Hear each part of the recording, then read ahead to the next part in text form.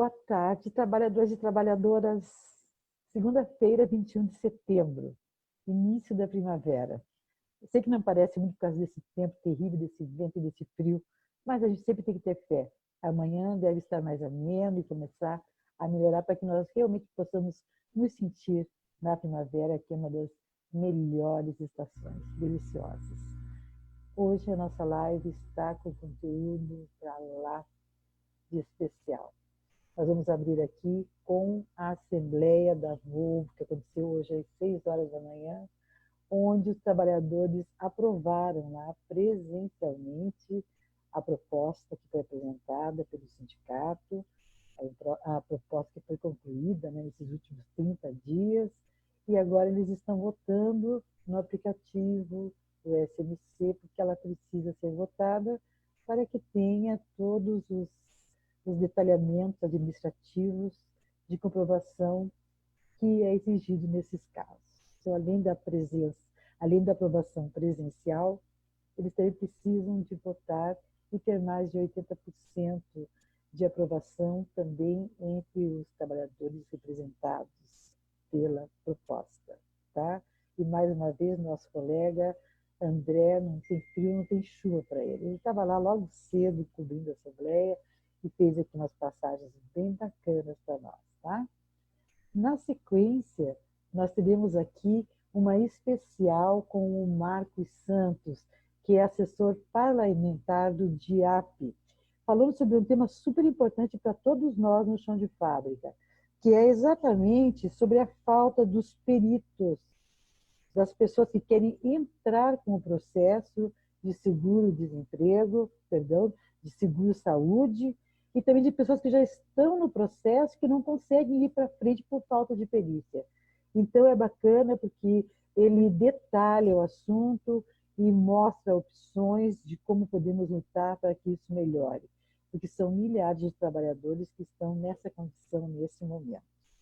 E depois nós teremos aqui os nossos articulistas. E nós vamos fechar aqui mais uma vez mostrando a campanha dos R$600, dos 600 reais, sim, de auxílio emergencial para os trabalhadores do sistema informal. A gente já conversou na sexta, que é muito importante que todos nós abracemos essa causa, porque não é só uma questão de solidariedade, mas também vai ajudar muito a nossa economia, tá? Prestem atenção. É com você, Fernando.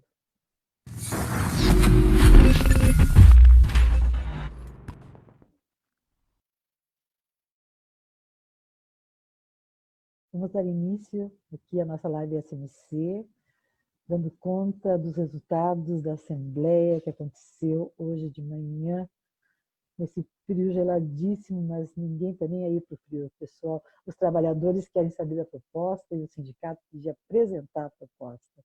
Então, o frio não deixa ninguém paralisado, com certeza não. E hoje, novamente, o nosso colega André estava lá na porta de fábrica e ele vai passar para nós aqui os detalhes de como foi essa aprovação hoje na Assembleia. É com você, Fernando, e muito obrigada, André.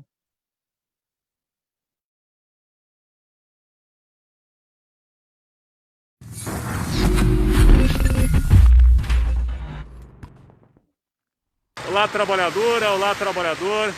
21 de setembro, segunda-feira, estamos direto aqui da Volvo, na cidade industrial de Curitiba, onde o sindicato liderou, agora há pouco, uma assembleia com os trabalhadores para explanar a proposta de database negociada com a montadora.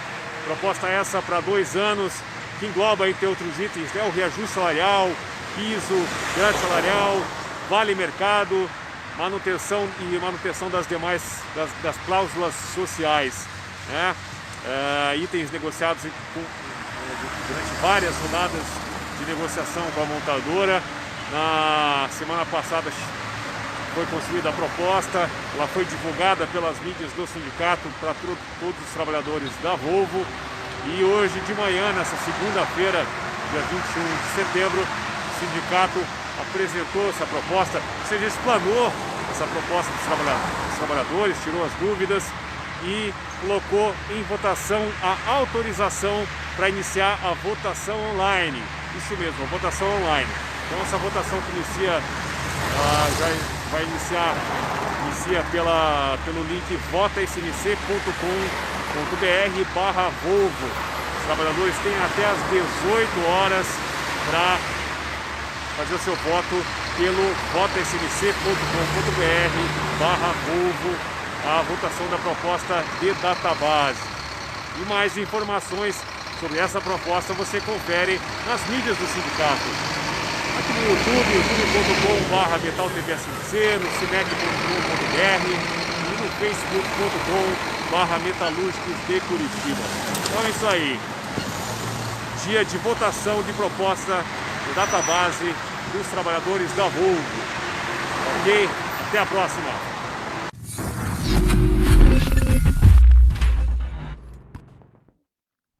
Valeu, André. Vamos ficar, então, todos aqui, né, de olho nas votações, para torcer que elas aconteçam no dia de hoje, que termine, que atinjam o percentual necessário até o final da tarde de hoje. Muito obrigada, André, mais uma vez. É com você, Fernando.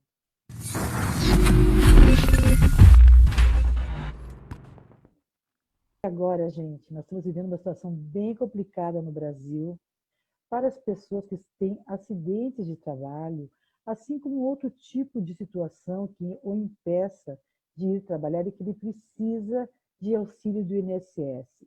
Nesses casos, é necessário que eles passem pela perícia. E a gente está acostumado a acompanhar problemas de perícia há muito tempo. Não tem só a ver com a pandemia agora.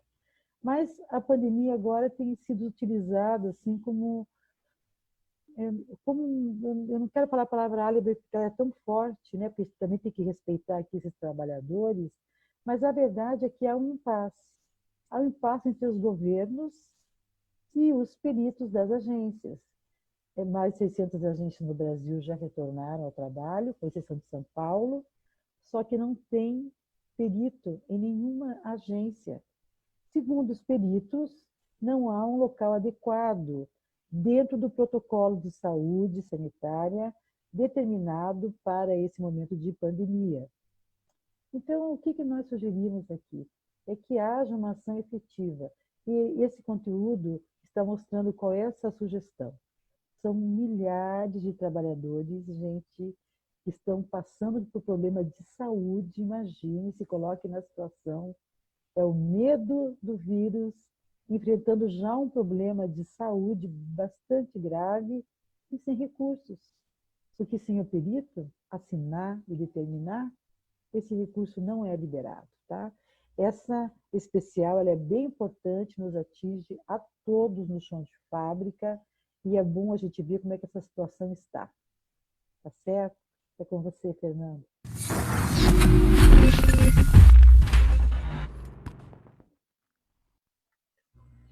Boa tarde, André. Como está você? Que prazer tê-lo aqui novamente na nossa live SMC. Tudo bem com você? Tudo jóia. Boa tarde. O prazer é meu aqui estar sempre com vocês aí. Bacana. Lembrando a nossa audiência, né, que o André, ele é um assessor do DIAP, que é o Departamento Intersindical de Assessoria Parlamentar, né, e como vocês vão ver hoje, eles nos atendem em todos os assuntos. No caso hoje, em relação a uma situação de saúde, em relação ao INSS. Em função da pandemia, o INSS também parou como vários órgãos. Né? E claro que nós já voltamos ao trabalho faz tempo, nós trabalhadores de chão de fábrica, mas o INSS está voltando agora, em todo o Brasil, com exceção de São Paulo, que está lá se adequando ainda. Mas mesmo as agências que estão abertas em todo o Brasil, elas não estão com um setor importantíssimo, que é o setor de perícias. Tão importante para os trabalhadores que sofrem acidentes de trabalho ou que tenha qualquer acidente ou qualquer tipo de problema físico que dependa de uma perícia médica para resolver sua situação junto ao INSS. Então, é sobre isso que a gente vai conversar aqui com o André, né? Ele faça uma análise dessa situação e de que forma isso está impactando os trabalhadores, né, a sociedade como um todo. É com você, André. Olha, essa questão do retorno das agências do INSS, com essa falha do retorno dos médicos peritos, né, isso traz um problema muito grave para os trabalhadores, porque nós temos uma série de trabalhadores que dependem, estão dependendo desse auxílio, na verdade não o auxílio efetivamente, mas da retomada dessa perícia, muitos para retornar ao trabalho, porque já expirou aquele prazo em que ele pode receber o auxílio, que o INSS dá por conta do prazo em que ele ficou fora do trabalho por uma necessidade médica, e ele precisa refazer essa perícia para ter autorização para voltar ao trabalho, porque até o empregador não pode recebê-lo sem essa autorização, sob pena de sofrer alguma sanção. Então, há um prejuízo muito grande para o trabalhador nesse aspecto. Por outro lado, há um outro grupo que necessita da perícia para requerer o seu benefício.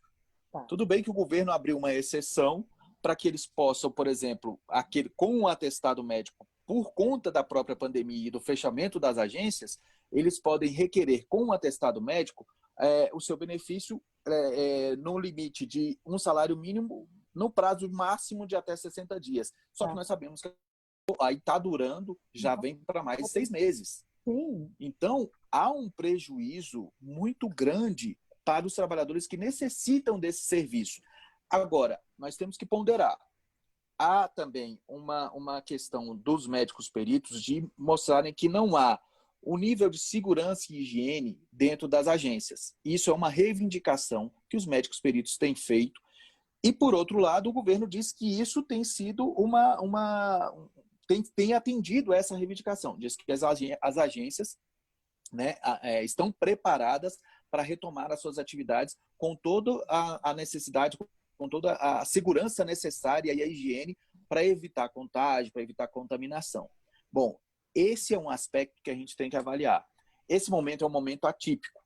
Então, não quero aqui não quero ser contra os médicos peritos, mas também quero que faça uma reflexão em relação a isso. Esse é um momento atípico e nós precisamos fazer com que essa sociedade que necessita, esses trabalhadores que necessitam, que são mais carentes desse serviço, eles possam ser atendidos. Então, por exemplo, por que não os médicos peritos buscarem uma compreensão melhor com o governo para buscar fazer esse atendimento? Isso é hoje uma necessidade urgente para esses trabalhadores.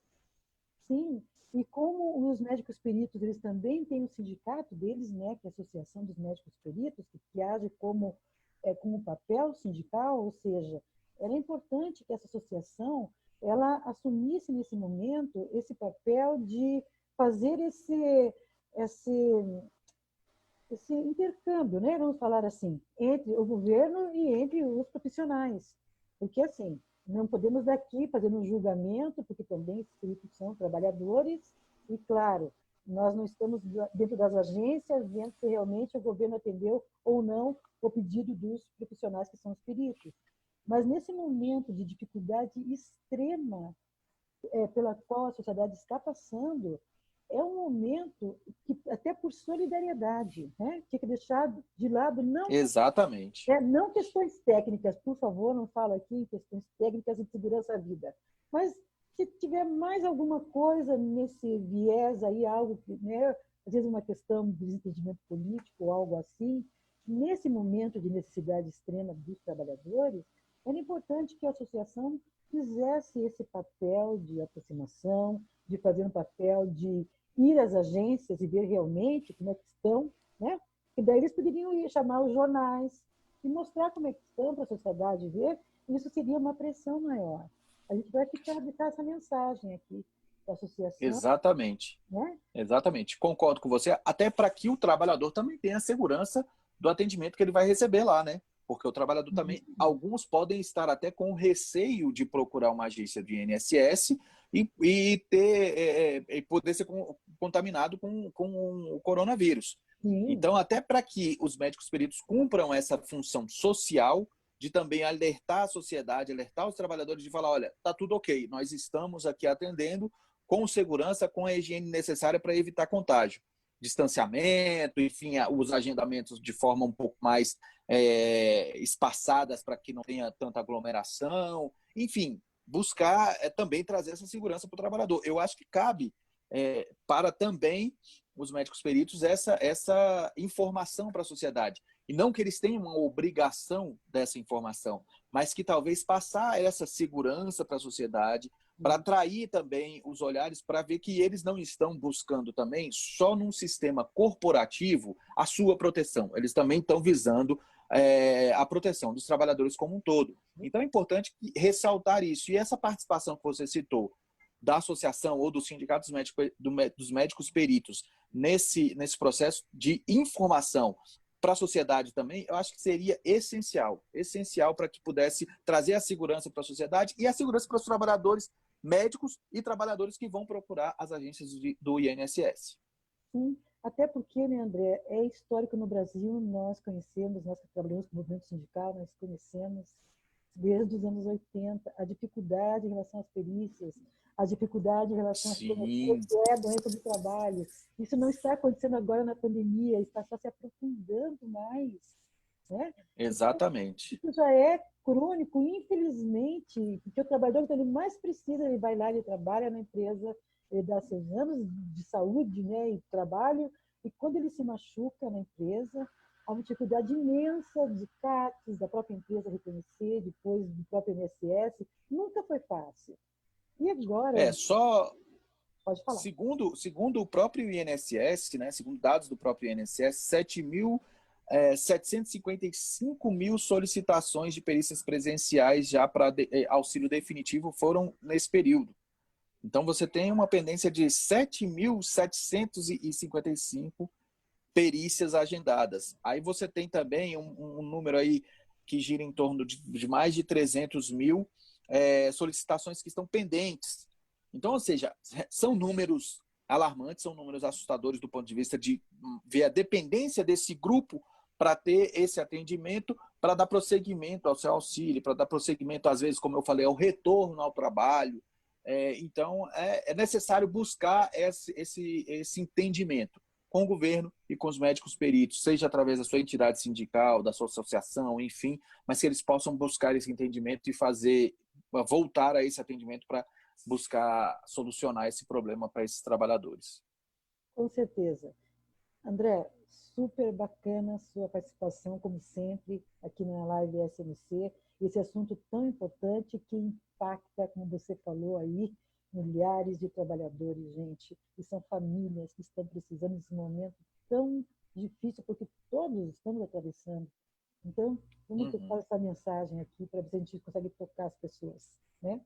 Obrigada, André. Tá? Fique bem, obrigada por participar. A gente sabe que a sua agenda aí é bastante concorrida, mas vocês sempre abrem um espaço aqui para nós e somos gratos pela sua atenção. Tá? Nós que agradecemos aqui, estamos à disposição. Contem sempre com o DIAP. Contamos, com certeza. Nós e todos os trabalhadores brasileiros. Obrigada. Obrigado.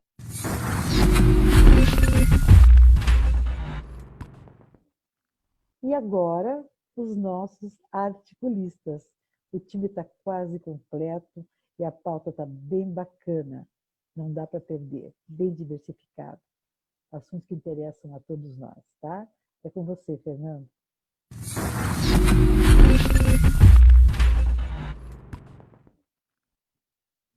Boa tarde, Cid. Como está você nessa tarde fria, gelada de Curitiba?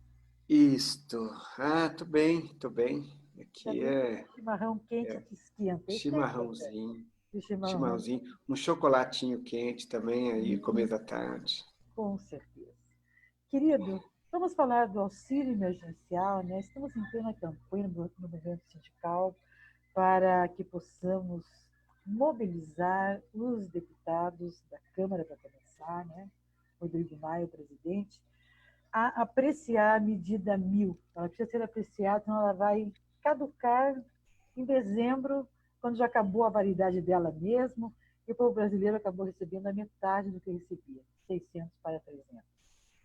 Qual é a sua avaliação, qual é a sua esperança de que tudo dê certo?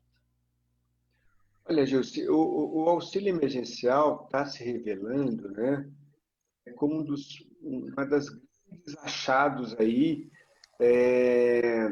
no combate à pandemia, né, a questão, a parte econômica da pandemia, né, tá? Que é o seguinte, tá? Primeiro, todos os programas sociais que o Brasil teve, sempre nós tivemos muita resistência. Porque pegar dinheiro do Estado para dar para banqueiro, isto é elogiado. Uhum. Pegar dinheiro do Estado e dar para empresas com incentivos fiscais é elogiado. Agora, pegar dinheiro do Estado para dar para pobre, daí não pode. Não. Né? É crime. Isso foi sempre a leitura que foi feita, né, do orçamento do Brasil. Né? E há um pouco uma visão disso, né, sempre presente. Tá? Que dinheiro do Estado tem que atender já os mais beneficiados, os mais ricos. Tá? Quando, na verdade, é exatamente o oposto. O orçamento do Estado, que recolhe dinheiro de todos nós, ele deve ser aplicado no social, né? Retornar para nós em serviço de educação, em serviço de saúde, em serviço de segurança, e também atender aí os programas sociais para a população de baixa renda. Tá? Mas não é assim.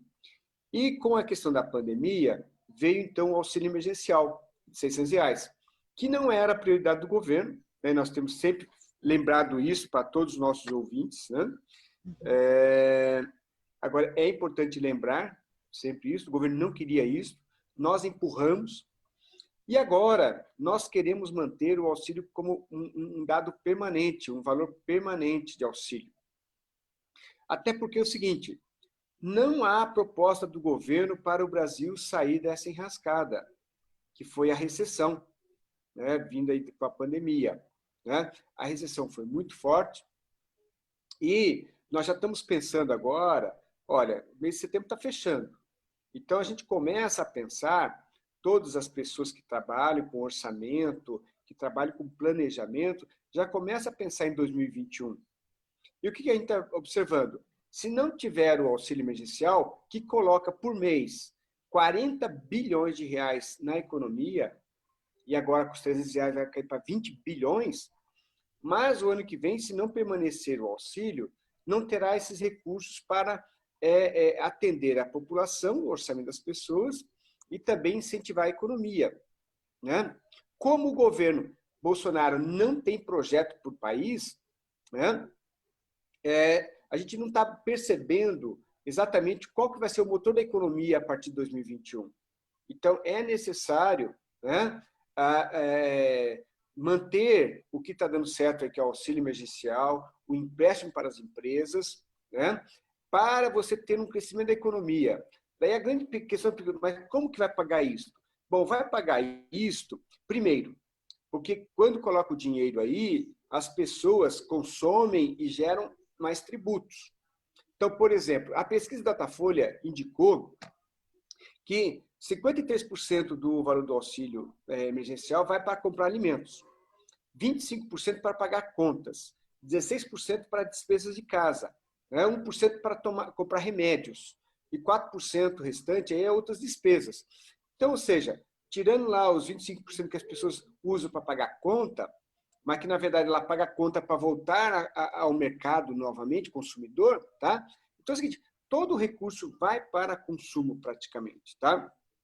E gera arrecadação. Então, nós vamos pagar isso com o próprio crescimento da economia e também cobrando de quem tem mais. Isso nós temos repetido aqui também no nosso programa. Né? Cobrar os dividendos, cobrar com alíquota maior de imposto de renda quem ganha mais, certo? Então, é isso que precisamos. Tá? Então, assim, o governo não tem projeto para o país crescer. Nós temos projeto. Nós temos proposta. E as centrais sindicais estão com essa campanha, né? Nós temos que estar aí mobilizados para isto, para manter, então, o auxílio emergencial para o ideal, o que nós queremos é R$600 até dezembro. E, a partir de janeiro, mantendo os R$600 também. É essa a nossa grande luta nesse momento. Ok. Cid, vamos ficando por aqui, então, e nos encontraremos amanhã no mesmo horário. Muito obrigada pela sua participação de hoje e até amanhã, tá, companheiro? Até amanhã, José. Obrigada.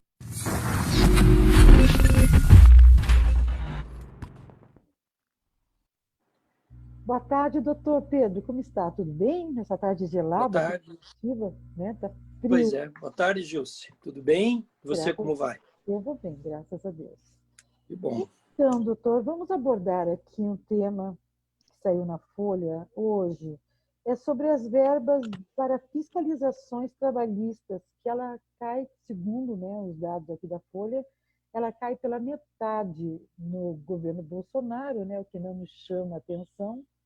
E para que todos que estão nos ouvindo aqui saibam que é muito importante que hajam recursos para as fiscalizações, porque fiscaliza todo tipo de situação dentro da fábrica. Nesse momento, é importante pela fiscalização em relação aos protocolos de saúde, em relação à pandemia, né, do Covid-19, e, independente disso, sempre existem normas, né, reguladoras do Ministério da Saúde e que precisam ser analisadas e ser implantadas nas empresas. E outros aspectos também, às vezes, falta de condições de trabalho total dentro das fábricas, principalmente as condições das fábricas que trabalham, né, com uma produção mais pesada, mais que compromete Sim. a vida do trabalhador. Então, doutor, analise assim, exatamente qual é esse percentual de valor a menos e o que significa, de que forma impacta a vida dos trabalhadores no chão de fábrica. Então, Gilce, o que nós temos observado é que esse governo federal adota uma política na contramão da história, na contramão dos direitos e na contramão da defesa daquilo que é importante para o ser humano, né? Nós observamos que com o aumento das queimadas no Pantanal, o aumento do desmatamento na Amazônia, em vez do governo aumentar os recursos para fiscalização e para punição com multas em cima destes que estão degradando a natureza, o governo agiu exatamente no sentido contrário, ou seja, agiu de forma política, protegendo os grandes latifundiários e reduziu a fiscalização e as normas que exigiam o cumprimento daquilo. Com os direitos trabalhistas e com a fiscalização do trabalho não é diferente.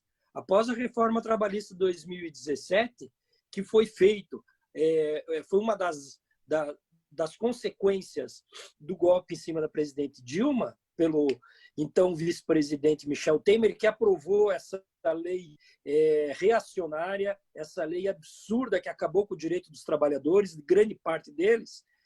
Em vez da fiscalização ao trabalho agora ser maior, não. Em vez de proteger-se o trabalhador e esse direito à vida que vem do trabalho, o governo federal faz exatamente o contrário. Diminui a fiscalização, diminui os recursos para isso e ofende diretamente os direitos dos trabalhadores. Então, parece assim, uma parte é feita para tirar os direitos e a outra para não fiscalizar mais aquilo que era necessário ser fiscalizado. Então, o governo, na verdade, segue a mesma tática que está sendo utilizada em outros ramos da economia, da sustentabilidade, agindo sempre de forma política a defender direitos dos grandes empresários, dos grandes latifundiários, esquecendo do trabalhador, do povo que sofre com isso.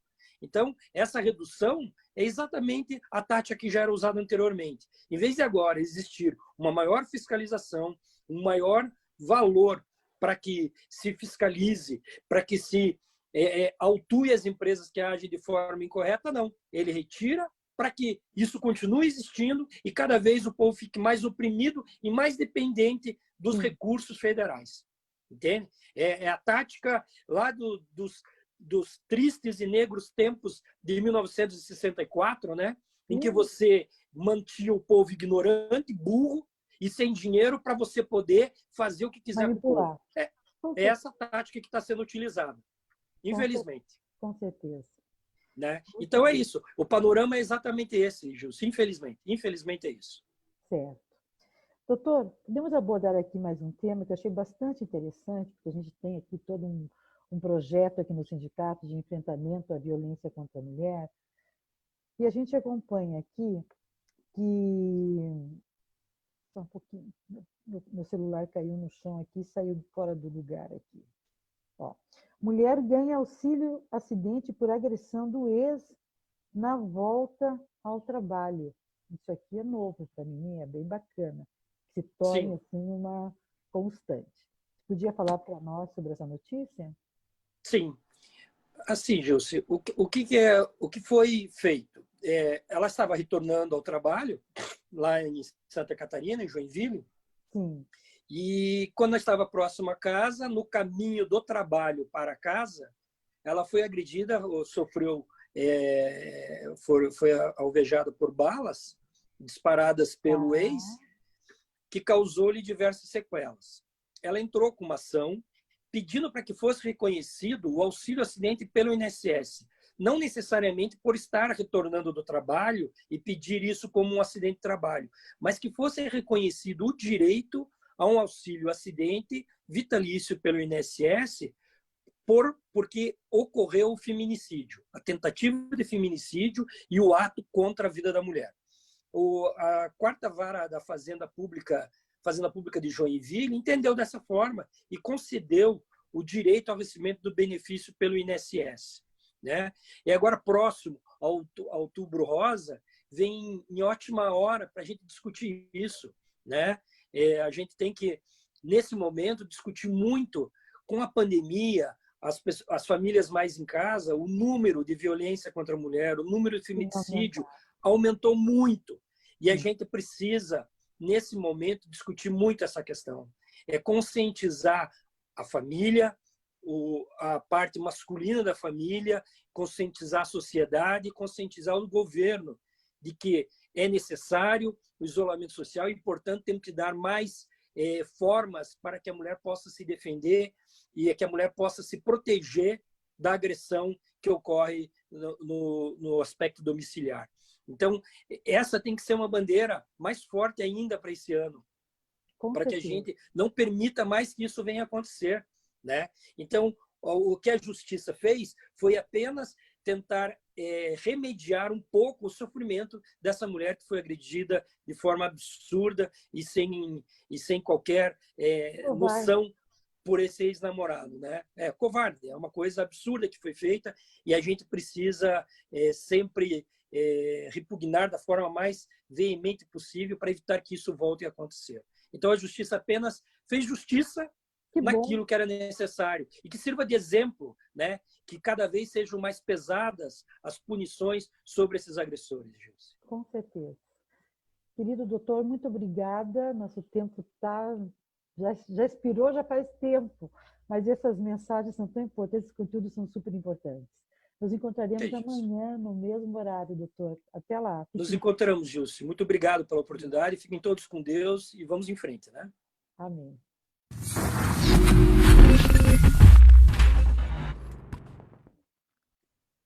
Boa tarde, João. Como está você nessa segunda-feira fria? Pelo menos aqui está muito frio. Boa tarde, Gilson. Tudo indo. Sim. E como é que está indo a nossa campanha dos R$ 600? Olha, nós temos hoje a leitura dos jornalões, dos jornais impressos, uma contradição espetacular. E em quase todos eles se ressalta o papel positivo que teve na vida das pessoas, da economia e das próprias finanças dos estados, o auxílio emergencial de R$ 600. Por exemplo, o estado do Pará, por exemplo, bombou na arrecadação dos impostos decorrente unilateralmente dos R$ 600. Por quê? Os R$ 600 sendo gastos em comidas e em objetos domésticos e pequenas construções em casa, ele engordou o ICMS. Então, nós temos uns R$ 600 que foi uma grande muleta para a própria economia dos estados.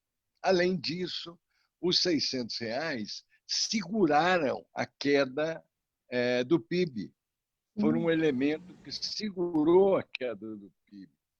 E mais do que isso, criou condições de milhões sobreviverem com o mínimo isolamento social, na medida que tinham amparo financeiro para poder comer, por exemplo.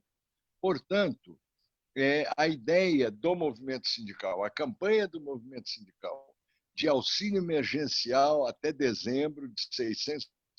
Portanto, botar em discussão, em votação, a medida provisória 1000 é uma tarefa a mais relevante. Ela merece ser enfrentada como está sendo enfrentada aí nos metalúrgicos de Curitiba, como a tarefa hoje central da nossa atividade, com todos os meios que tivermos, a experiência que acumulamos na luta em defesa das aposentadorias, a experiência que acumulamos com as famílias na luta contra as demissões na Renault, ou seja, a liderança que o Sérgio Butka adquiriu na sociedade, entre o movimento sindical, na opinião, nós temos de botar de pé para fazer que essa campanha das centrais tenha repercussão. Olha que coisa interessante. Hoje, no artigo da Maria Cristina Fernandes, no Valor, foi a primeira vez que, num jornal, foi impresso o termo MP1000, porque havia a cortina de silêncio, era de tal ordem que até mesmo vigorava uma proibição implícita ou explícita de se usar o termo medida provisória 1000, que é um número redondo, bonito, fácil de ser gravado. Então, havia uma proibição, não se fala em MP1000, ela não existe. Hoje foi a primeira vez que um jornal impresso, um jornal grande, escreveu o termo medida provisória 1000. Olha que coisa. Nós temos, portanto, hoje, 2 números redondos a batalhar por eles. R$ 600 até dezembro e MP1000, que tem que ser votada, saindo dessa inércia do Congresso e das pessoas que subestimam o alcance dessa medida. A grande convocação, portanto, hoje, é o movimento sindical se colocar obsessivamente desenvolvendo a sua campanha e fazendo com que essa campanha influa sobre os partidos, principalmente de oposição, e pressione o presidente da Câmara, assim que ele se recuperar da doença, para botar em discussão e votação a medida provisória. Porque eu, pessoalmente, estou convencido, se a gente destampar a panela, o feijão escorre para o fogareiro. Ou seja, se destampar a panela da MP1000, se ela for discussão, é muito possível que a gente ganhe a parada e mantenha os R$ 600 até dezembro. Também acredito. Querido, vamos ficar aqui na torcida, né? Mas tudo vai dar certo. A cada dia que passa, mais sindicatos estão engrossando essa grande campanha e logo, logo vai estar no país inteiro, eu não tenho dúvidas disso, tá? Eu tenho fé. Obrigada, João. Nos encontramos amanhã no mesmo horário. Amanhã. Tá bom? Até amanhã. Um grande abraço, querido. Fique bem, tá?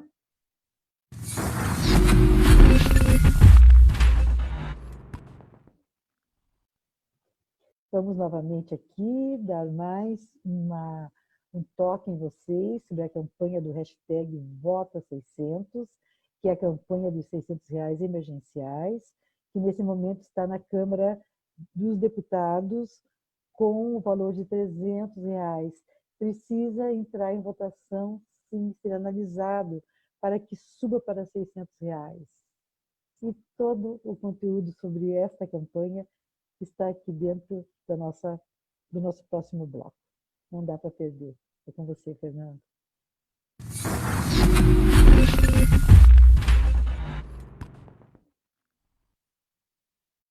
Então, tá, meus queridos e maravilhosos trabalhadores e trabalhadoras. Hoje eu vou apresentar para vocês aqui uma campanha que vocês receberam ontem no WhatsApp de vocês que estão cadastrados aqui no sindicato, assim, e quem não está cadastrado recebeu por e-mail. E é muito importante, gente, porque além de ser um ato de solidariedade para com o nosso irmão, também é um ato que vai ajudar o Brasil, vai ajudar a economia do Brasil. Eu estou falando da campanha hashtag Vota600, que é para nós tocarmos o Congresso que é para a gente mostrar para nós, o povo brasileiro, mostrarmos para o Congresso o quanto é importante que eles votem a MP1000. E eu vou mostrar para vocês agora como é fácil você participar. Olha os caminhos, tá? Bem tranquilo, tá? Então, vocês vão entrar na correntinha que receberam ontem do sindicato, né? No WhatsApp ou no e-mail, e vocês vão clicar lá no link, ele vai trazer você para dentro da página do cimec.com.br. E você já vai olhar aqui o hashtag 600 pelo Brasil, tá, gente? É muito importante. É a medida provisória 1000 que foi entregue ao Congresso pelo governo com o valor de R$300. O auxílio que era 600 até há 20 dias atrás. Então, é importante que nós lutemos juntos para que o Congresso vote a medida provisória 1000, mas vote elevando o valor para o que era, para R$600. E é muito fácil de você participar.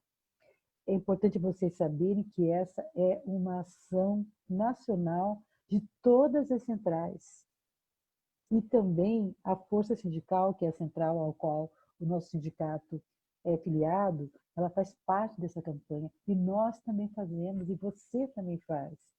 Então é importante que você entre, que você observe esse conteúdo, que você leia, que você conheça as informações e, principalmente, que você participe aqui assinando. Se você for olhando, você vai ver que tem uma carta aqui, feita, assinada, né, por todas as centrais, e é uma carta que ela é enviada para o presidente da Câmara Federal, o deputado federal Rodrigo Maia.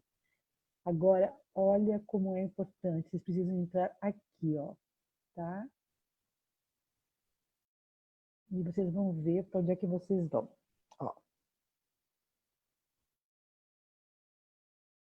1663, e 4, e 5, e 6, que delícia ver as pessoas aderindo à campanha. Então, para você também ser esse número aqui, ó, que vai fazer o Brasil crescer, basta você chegar aqui, ó, e assinar o baixo assinado. Você vai colocar o seu nome, o seu sobrenome e o seu endereço de e-mail. É muito fácil.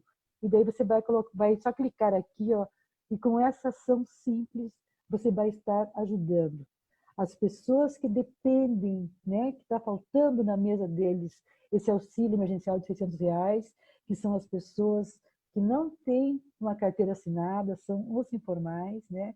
São milhões de pessoas, mais de 62 milhões de pessoas fazem parte desse grupo que precisa desse auxílio emergencial para sobreviver, né?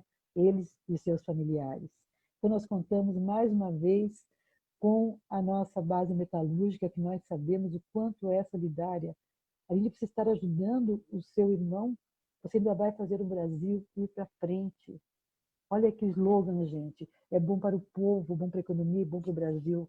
Quanto mais dinheiro tiver girando na economia, é bom para todos nós, inclusive, no nosso caso aqui, que estamos no chão de fábrica com carteira assinada, isso também garante o nosso emprego, porque com dinheiro na economia, as pessoas vão comprar os produtos que as nossas fábricas fabricam. Contamos com todos vocês.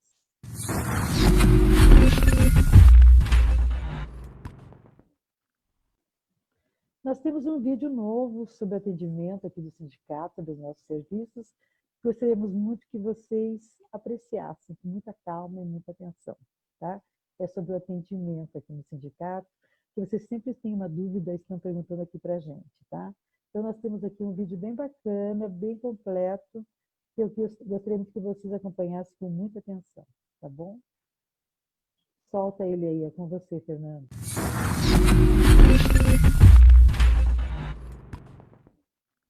Atendimento SMC. Veja quais questões fazem parte de cada setor e como entrar em contato. Justiça nas fábricas. Denúncias, dúvidas trabalhistas e jurídicas, triagem do Departamento de Saúde, homologações e questões rescisórias. Orientações rápidas pelo 3219-6470 e mais detalhadas pelas salas de atendimento online. Secretaria SMC. assuntos pontuais de associados, vias do cartão, cadastros, fichas, áreas de lazer, filiação e outros. Ligue no 3219-6400 ou acesse o cimec.com.br/atendimento. O atendimento SMC funciona de segunda a sexta-feira, das 8 ao meio-dia e das 13 às 17 horas.